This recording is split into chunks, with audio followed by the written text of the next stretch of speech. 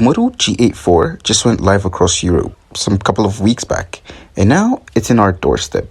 The phone is available for just €399 in a comfortable 12 and 256GB configuration, and in 3 colors: the subdued marshmallow blue, the midnight blue, and this Viva Magenta. This is easily one of the prettiest phones you can get at this price point. It comes well equipped too, with a case, USB cable, and a 33-watt charger. It keeps with Motorola's recent design language. The Moto G84 has a vegan leather back that feels great to the touch. The Pantone colors of the year 2023 Viva Magenta isn't for everybody, but we love it here.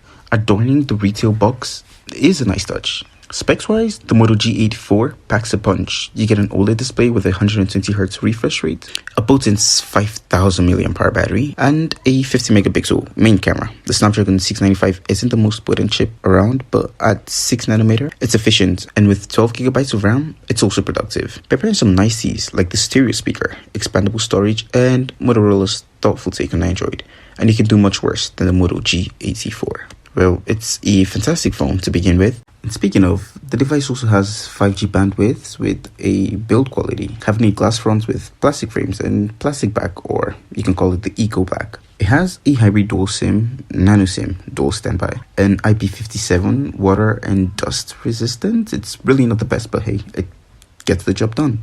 The resolution is a 1080 by 2400 pixel ratio, and it runs on Android 13, which should get you pretty up to speed. As for the camera department, it's got a dual rear camera setup, the 50-megapixel wide-angle lens, and then the 8-megapixel ultra-wide lens. Also featured in the back of the device is the LED flash, HDR, and panorama. And video recording is cut with 1080p at 30 and 60 frames per second. Now, the front-facing camera is a single 60-megapixel wide-angle lens with its video recording capped at 1080p at 30 fps.